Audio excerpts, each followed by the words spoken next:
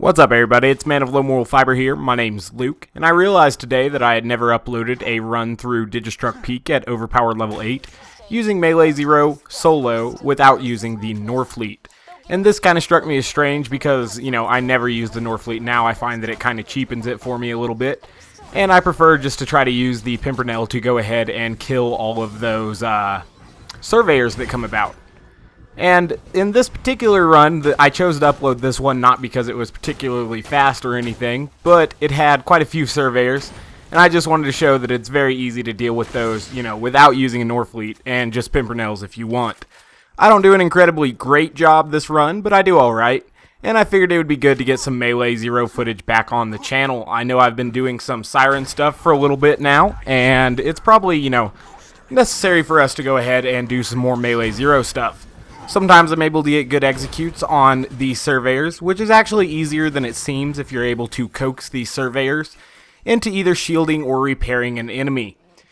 This is one of the main enemies to watch out for here with Melee Zer0. It is this Slag Centurion Ant. They're one of the more dangerous enemies for Melee Zer0 because obviously if you get slagged, you cannot use a Chain Lightning or Stormfront to strip your shield because it will kill you. And that's definitely something you have to watch out for, and if you're not careful with that, you're going to make it a lot tougher on yourself and you'll need to get some second wins. One thing I do avoid in this run, I believe, is not going down. This is a run I did quite a long time ago, and it just happened to be still on my hard drive, or at least one of them. And that was good. I had quite a few runs still on my hard drive, which was why I was kind of confused as to why I never uploaded any of them. That kind of struck me as strange. I guess I thought I did, and that did not for whatever reason, but, such was the case. It's not too big a deal, though, because now I have this run to go ahead and do commentary for, and put out a Melee Zer0 video, which I feel was a little bit overdue. I wanted to wait to do any more Melee Zer0 videos until YouTube got its, stopped dragging its feet and got its plan together here and enabled the 60 FPS playback feature, but apparently that's going to take a little bit of time to roll out, which is a real shame. They've definitely announced it, and I can't wait for that to happen because, as I've mentioned before, 30 FPS is disgusting. Anywho, that's not what we're talking about now. We're going to go ahead and work through Digistruct Peak, and I'll give you a little bit of insight as to what I'm doing in each area, and any tips or tricks that I now know after running through Digistruct Peak quite a bit for individual bosses, etc. Right now, I think I just have one more surveyor here to go ahead and kill. I think this is definitely the worst spawn configuration you can get in the first room for Melee Zer0 when you have two enemies that spawn on the bridge there. It's usually going to be, pretty lame in here. So, such is the case. I don't think this run has incredibly great spawns. Like I said earlier, I get quite a few surveyors. And this wasn't when I was as practiced at Digistruct Peak as I am now.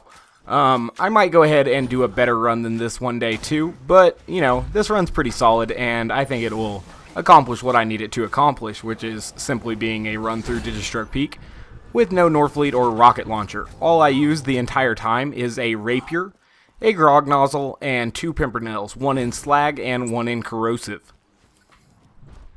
This is one of the few areas in the game where I felt like needing a fifth weapon slot would actually help quite a bit, or was, more necessary than other parts, because I would like to have a fire pimpernel as well, but obviously I need the slag pimpernel and corrosive pimpernel, and definitely the grog nozzle and rapier for my Melee Zer0. So, kind of a loss there on not having the fire pimpernel. I didn't want to switch all the time back and forth to it, so any flesh enemy I'm going to end up killing with the slag pimpernel, or more commonly melee. Now we're going on here, we're getting into this second room. We got the, so-so spawn in here. I don't think it's as bad as getting the 4 surveyors with Scorch. But I do get a couple badass surveyors here, which is actually pretty tough. Usually they don't both spawn as badasses like they did in this particular scenario. And so I think this spawn was pretty hard, actually. 2 badass surveyors, repair surveyors with nothing to repair, is pretty irritating. That's pretty much the worst spawn you can get, I think, excluding the 4 surveyors that come with Scorch, but even that's, pretty manageable if you do it right, and so is this, so it's kind of 6 one, half a dozen the other. They're both pretty irritating. I am going to have to kill some of these dudes here that are not the surveyors real fast so that I am able to go ahead and have enough safety to shoot down these surveyors. Once I kill one of them, we'll be in a lot better position than I am right now. However, until that position, we're going to constantly be taking these shock orbs and everything. So we'll have to watch out for that and kill this guy here. That'll make it a lot easier. I definitely need to recover health, so I'm going to do that with a chain lightning. I throw it pretty far away from myself to make sure that it's not going to kill me before it recovers my health, and that's very important. And when I watch some other Melee Zeros play, whether it's, you know, on their YouTube videos or in co-op with them or whatever, I see that they often don't throw their chain lightning out in front of them as far as they need to, when they're just using it to recover instead of strip your shield. And sometimes that can be, you know, what actually ends up killing them and everything, and that's one of the more intricate parts of learning Melee Zer0, I'd say. The chain lightning's quite a fickle grenade, and there are a lot of surfaces where it doesn't strip your shield and everything. And so learning how to deal with that is one of the tougher parts to playing Melee Zer0, I'd say. Once you get that down, though, you should be pretty close to getting on top of Melee Zer0 as a whole. That's definitely what I think is one of the harder and more overlooked things about learning Melee Zer0. I'm debating doing a updated Melee Zer0 guide for Overpower level 8, going over the formula, gear you need, etc., because my old one is rather outdated.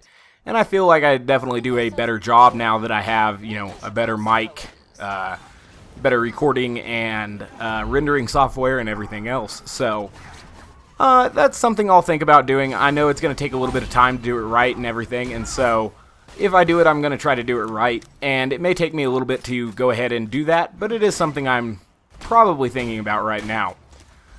Other videos I'm thinking about doing in the very near future include a few more Maya Blurred Trickster runs. I'm definitely going to record audio for that peak run that I did. I know that there are a couple people waiting on that, and I will definitely get that done here at the latest by the end of this weekend. I should have some time this weekend to go ahead and do that.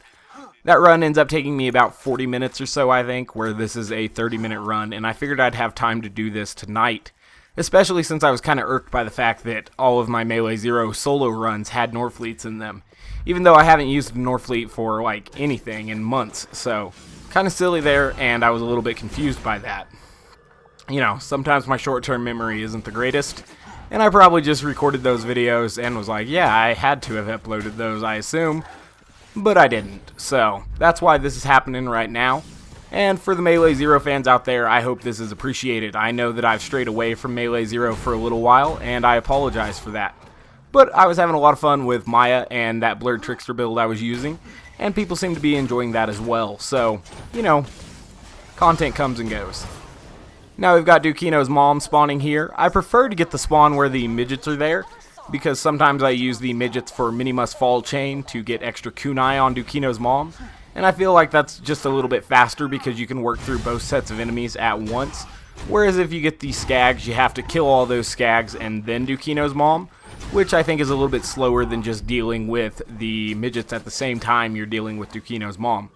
Granted, I haven't really, like, recorded a bunch of my times with these two particular setups and, like, ran averages and everything, but that's at least what it feels like to me.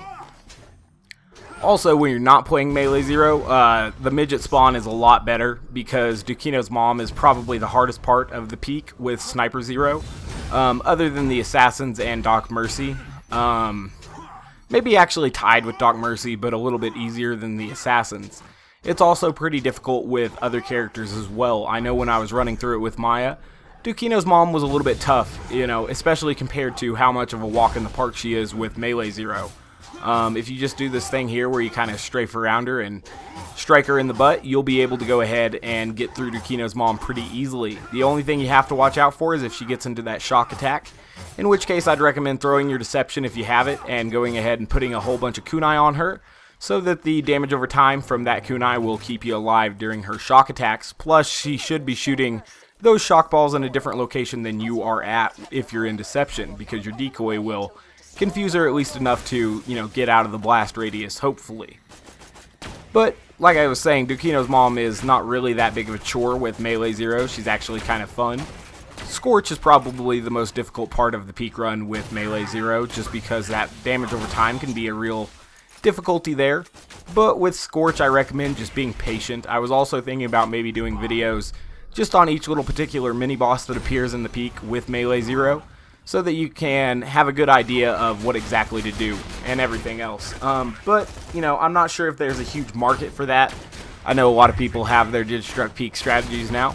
If you guys are interested in seeing that, though, I can give you like a real in-depth guide to each little mini-boss if that is indeed wanted.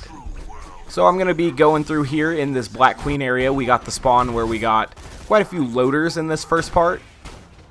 This spawn isn't that bad, but I think I ended up getting a couple repair loaders, repair surveyors, actually. And I kill the loaders before the repair surveyors actually... I could be thinking of a different run. I reviewed several runs before I watched this video or this run, I should say. It was made up of several videos in Shadowplay, actually, before I went ahead and did this commentary. So yeah, this run actually ended up pretty well. I was able to kill the surveyors before all the loaders had died, and that made it a lot easier. I was going to say, if you get the loader spawn, make sure to take out the surveyors before you deal with all the loaders, or you will be in a situation where you have to kill the surveyors without any loaders for them to repair or shield.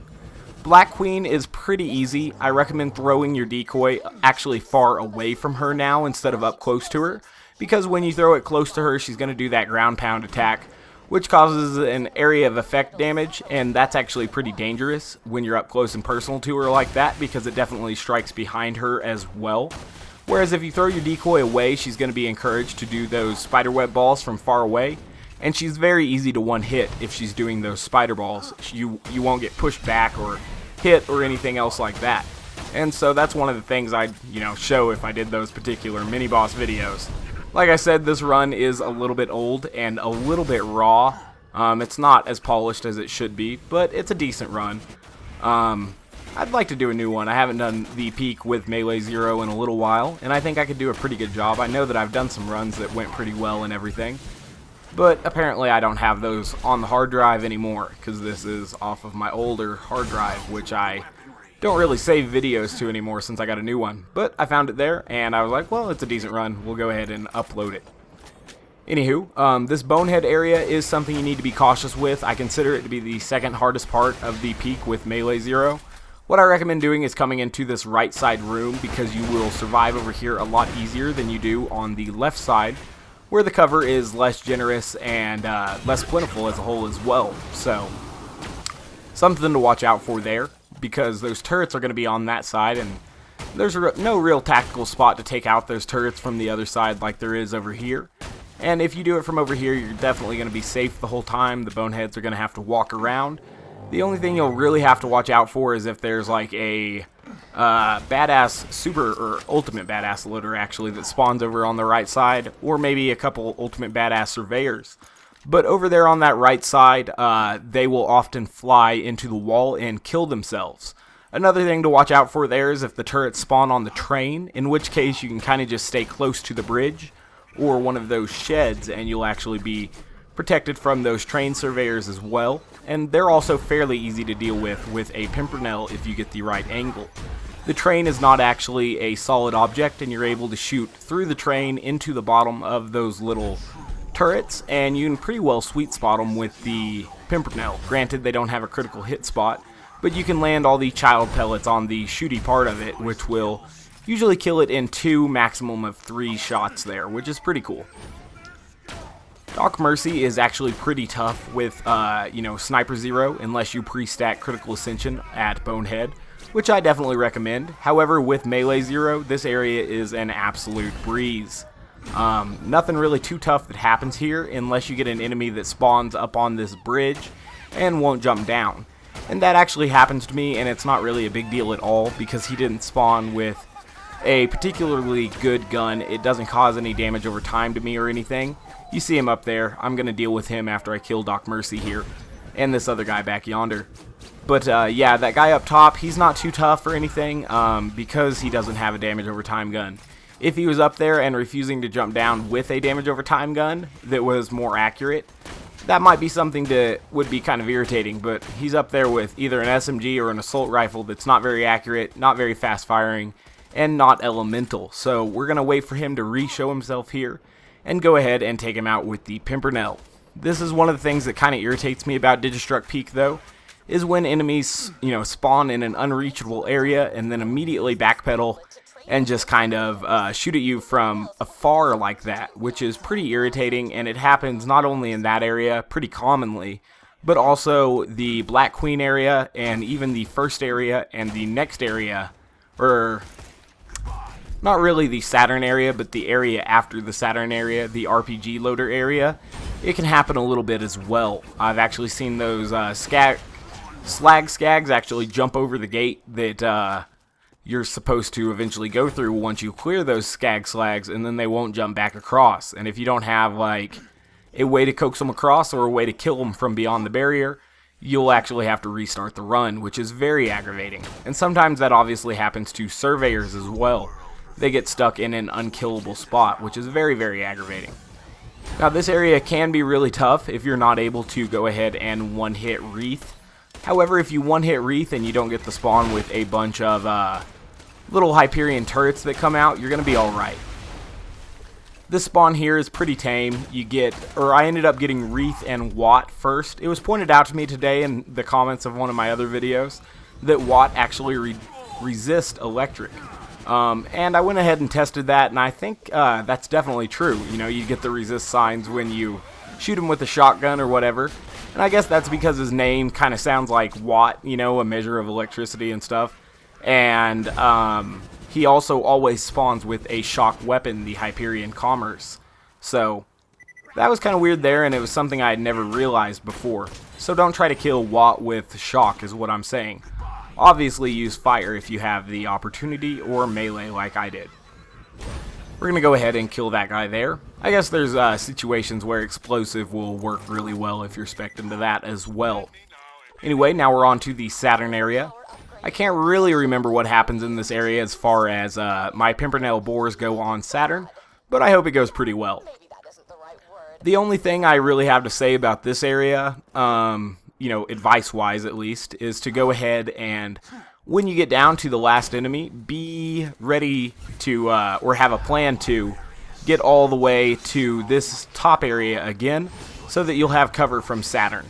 Because Saturn spawns pretty much right away after you kill that last enemy, and even though Saturn takes a minute to phase in, his turrets phase in right away and immediately start shooting at you, and can kill you there. And that's definitely a terrible way to die, and I'd recommend avoiding it at all cost. And the way you do that is to simply lure the last enemy over to the ramp that will take you back up to the vending machine and kill it. So hopefully I do that in this run to illustrate that. Those spider tanks and bar tanks are always pretty fun to bore through. Rabbit skags are a little bit tough, you have to watch out for those, but, that wasn't a rabbit skag, I don't think, because it wasn't as aggressive as I thought it was. These Emperor Spider Ants really irritate me. I don't like the way their tracking pattern is or anything like that. Sometimes it seems like they're just spinning needlessly if they get too close to your decoy. And that can be pretty damn aggravating because they actually have a decent amount of health and a decent amount of knockback as well, and can be deceptively dangerous. Here's that rabbit skag that I was thinking about, I guess. Because there is one surveyor left, I'm going to go ahead and try to weaken the rabbit skag, or kill the rabbit skag, I guess, and then I'm going to kill the surveyor while I'm over here so that I will have enough room to hide behind cover when Saturn gets here. Looks like the surveyor is indeed protecting that little sapper spider ant, so we're going to run back and kill that guy, and then kill the sapper spider ant and whatever's left over here. I think it's just the surveyor and the sapper spider ant. We're going to kill those over here so that I'll be able to easily get up to the top of the area when Saturn is going to spawn. Unfortunately, I was not aware that there was another shock nomad over here.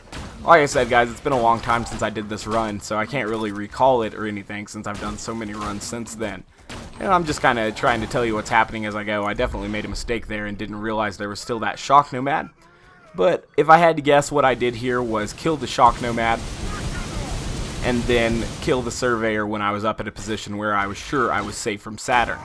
Now, if you're really scared of Saturn, and I do this with Sniper Zero, or not exactly Sniper Zero, but actually Sniper Maya, Blurred Trickster Maya, I actually go up to the ammo vending machine area and hang out there because Saturn's actually incapable of damaging you up there. With Zero, I usually just fight him from one of these rocks over here where I know his shock balls won't get to me. And I try to get bore shots between the two Saturns and definitely the Saturn and all of his little turrets. And because of this, I'm able to take out big chunks of his health at a time. Obviously, I've had those insta-gibs on Saturn before where I am able to kill, a Saturn in one shot. But that doesn't happen in this run. However, I am going to be able to kill these Saturns pretty easily. And oftentimes with Melee Zer0, if I blow up all their turrets and they're into killing blow range, I'll go ahead and go down there and KB them. However, in this particular run, I think I shoot the front Saturn to death with the Pimpernel because he took some pretty good damage from Boar, and the Pimpernel will go ahead and finish him off pretty quickly, and then I get the killing blow on the second or further back Saturn at least. And so that's pretty good. Saturn, he doesn't pose too much of a threat for Zero, time-wise or danger-wise, because Zero has Boar. Even if you do go down to either his little suicide turrets, or not turrets, suicide surveyors, those little kamikaze surveyors he releases, they're coming at me right now, but they're being blocked by this rock.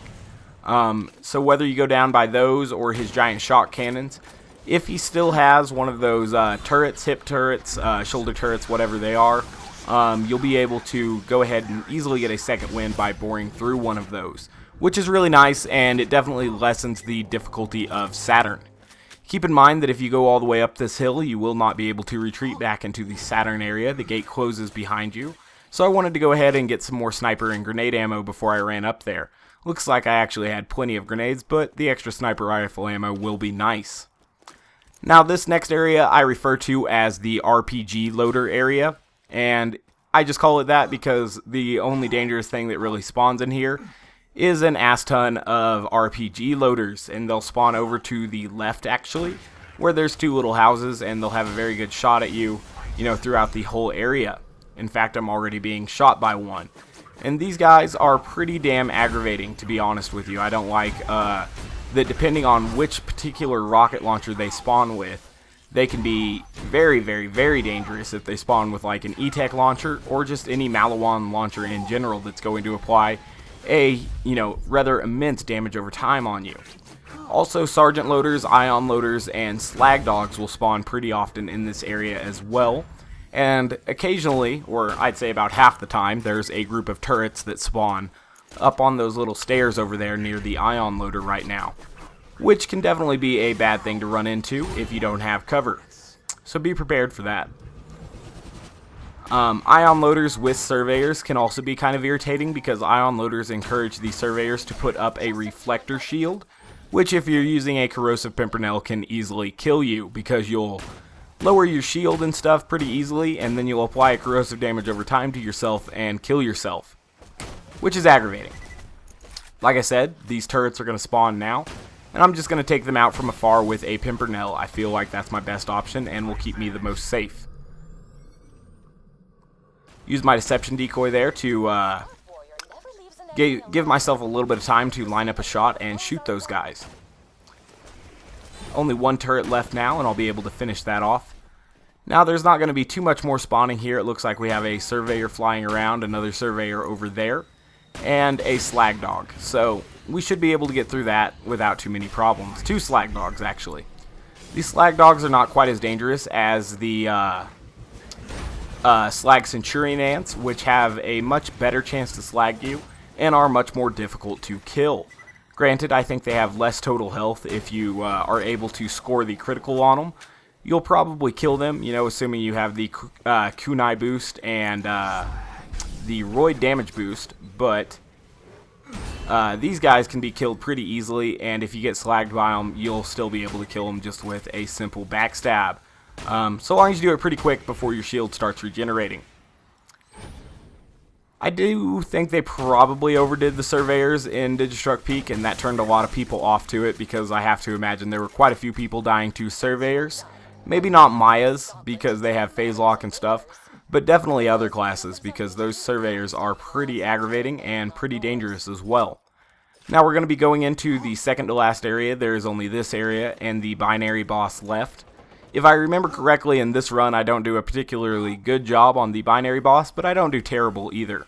This area can be rather hard actually, because down here there's limited cover, and up top there's actually no cover other than the hill itself, which causes the enemies to miss quite a bit, you know, because it's a long distance and they have to shoot over that bump and everything. You're able to kind of obscure yourself from vision and take pot shots at them.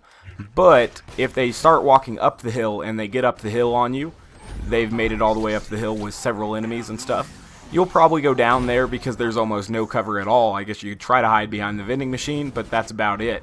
However, up there you can encourage the surveyors to fly into the distance and kill themselves, which is really nice, and it's a good way to kill those surveyors if you're low on ammo, or can't really figure out a good way to kill them if they're badasses and they're, you know, taking weird flight patterns on you and stuff.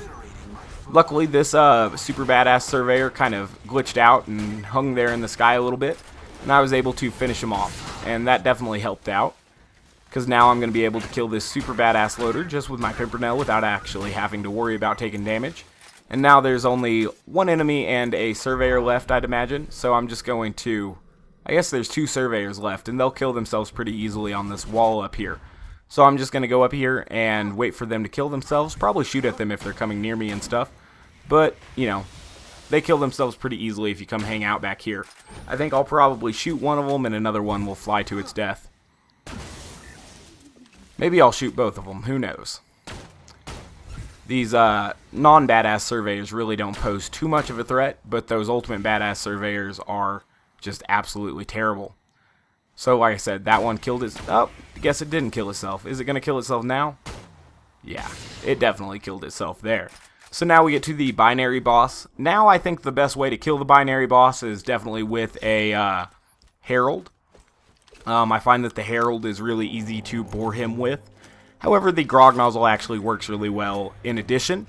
And obviously I have gotten one-shots with the Pimpernel. It's just a lot less likely than I would have guessed. The grog nozzle and the herald actually seem to work the best to me because of their slow-moving projectiles. But that's just my experience. If you have a gun that you really like for doing it, that's all well and good as well. I imagine the Twister could be really excellent at it if you really got up in his space there and went ahead and did it to him. I will use the Pimpernels to go ahead and deal damage to him while I wait for his top half to regenerate. And then I'm able to here eventually to kill him with Boar, but I do a very, very terrible job trying to kill him with Boar right now.